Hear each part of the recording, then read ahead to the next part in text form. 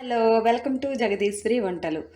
ఈరోజు పెసరపప్పుతో వంకాయ పప్పు ఎలా తయారు చేయాలో మీకు చెప్తున్నాను. నేను బాండీ తీసుకున్నాను. సో దానిలోని కాస్త ఆయిల్ వేస్తున్నాను.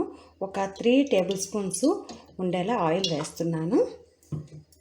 సో ఏంటంటే ఈరోజు పెసరపప్పుతో వంకాయ పప్పు ఎలా తయారు చేయాలనేది చెప్తాను. నేను 100 గ్రామ్స్ పెసరపప్పు తీసుకున్నాను.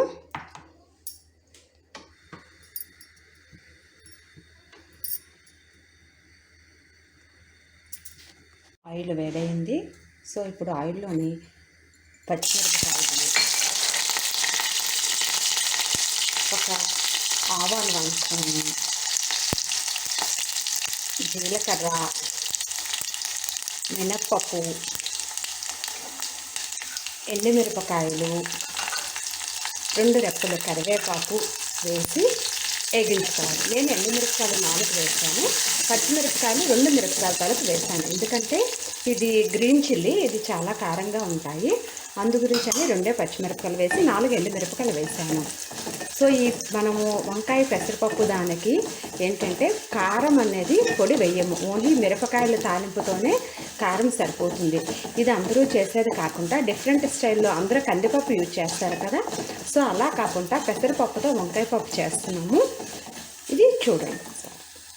మిశ్రమం అంతా వేగింది. ఇప్పుడు ఈ పెసరపప్పును కూడా దీంట్లోనే వేసి ఒక 3 మినిట్స్ వేగించుకోవాలి. కొంచెం కలర్ వచ్చే వరకు వేగించుకున్న తర్వాత అప్పుడు నీళ్ళు పోసుకొని మనము మూత పెట్టుకోవాలి. వేగుతుంది. పెసరపప్పు అనేది ఇదిగోండి ఇలాగా వేగిన తర్వాత దీంట్లో ఒక చిటికెడు పసుపు వేసుకుంటున్నాము. పసుపు, కొంచెం ఇంగువ, నేను ఎల్జీ ఇంగువ వాడుతున్నాను. ఎల్జీ ఇంగువ వేసుకుంటున్నాము. వేసుకున్నాక ఒక 2 గ్లాసెస్ వాటర్ వేసుకొని దీన్ని మూత పెట్టుకొని ఉడికించుకోవాలి. మనం కుక్కర్లో వేస్తే జిగుమానం వస్తుంది. పెసరపప్పు అంత టేస్ట్గా అప్పుడు ఉండదు. కుక్కర్లో వేస్తే జిగటగా ఉంటుంది. అందు గురించి అని మనం అయితే సిల్వర్ గిన్నెలు అయినా మామూలుగా లేదంటే వేరే కళాయిలో అయినా అట్లా వేసి మనం చేసుకోవాలి. ఇప్పుడు దీన్ని ఏంటంటే సిమ్లో పెట్టి మూత పెట్టి ఒక 20 మినిట్స్ ఉడకాలి. ఉడికిన తర్వాత వాటర్ చూసుకొని ఇంకొంచెం క్వాంటిటీ ఉడికిన తర్వాత వేసుకోవాలి. అంతట్లోగా వంకాయలు మనం పక్కన పెట్టుకున్నాం కదా, ఈ వంకాయలు స్మాల్ పీసెస్ కట్ చేసుకోవాలి. అంతట్లోగా అది చేస్తాం. పప్పు మెత్తగా ఉడికిందా లేదో ఒకసారి చూద్దాము.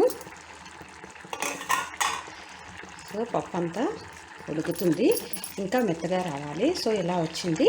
వాటర్ కొంచెం సరిపోదు, ఇంకొక 1 గ్లాస్ వాటరు నేను యాడ్ చేసుకుంటున్నాను. ఇంకొంచెం ఉడికిన తర్వాత కట్ చేసుకున్న వంకాయ ముక్కల్ని వేసుకోవాలి.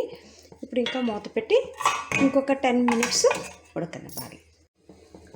ఉడికింది. పొంగులాగా మనకి మెత్తగా ఇలాగ వచ్చేలాగా ఉడికించుకోవాలి. సో అప్పుడు మనం ఏంటంటే ఈ వంకాయ ముక్కలు నేను కట్ చేసి సాల్ట్ వేసి వాటర్లోనే ఉంచి కట్ చేసిన స్మాల్ పీసెస్ ఒక 2 సార్లు కడిగేసాను. కట్ చేసిన తర్వాత ఇప్పుడు ఈ ముక్కల్ని వీటిల్లో పప్పులో వేసుకోవాలి. ఇవన్నీ ఇలాగా సన్నగా చిన్న ముక్కలు కట్ చేసుకోవాలి. కట్ చేసేటప్పుడు ఉప్పు ఎందుకు వేయాలంటే వంకాయ ముక్కలు కండ్రెక్కకుండా ఉండడానికి ఉప్పు వేస్తాము. కానీ ఇప్పుడు పప్పులోని ఉప్పు అప్పుడే వేయము. ఇంకాస్త ఉడికిన తర్వాత ఒక 5 మినిట్స్ ఉడికాక అప్పుడు ఉప్పు వేస్తాము. ఇప్పుడు మూత పెట్టుకోవాలి. ఇంకొక 5 మినిట్స్ మూత పెట్టి మీడియం ఫ్లేమ్లో పెట్టి మగ్గాలి. పప్పు అంతా కూడా ఇలాగా దగ్గరగా వచ్చి ఉడుకుతుంది. ఇప్పుడు ఏంటంటే దీంట్లో మనం 1 స్పూను కల్లుప్పు నేను వేసుకుంటున్నాను. ఇంకొక 1/2 స్పూన్ వేసిన 1.5 స్పూను వేసి అంతా ఒకసారి కలిసే విధంగా మనం కలుపుకొని మూత పెట్టి ఇంకొక 5 మినిట్స్ మెత్తగా ఉడికేలా ఉంచాలి. పెసరపప్పు వంకాయ రెడీ అయిపోయిందండి. వంకాయ పప్పు చూడండి అంతా దగ్గరకు వచ్చేసింది. ఇప్పుడు మనం స్టవ్ ఆఫ్ చేసుకొని ఇంకా సర్వ్ చేసుకోవడమే. చాలా మెత్తగా వచ్చేస్తుంది. వంకాయ పప్పు రెడీ అయిపోయిందండి. మీరు కూడా ట్రై చేయండి. నచ్చినట్లయితే సబ్స్క్రైబ్ చేసుకోండి.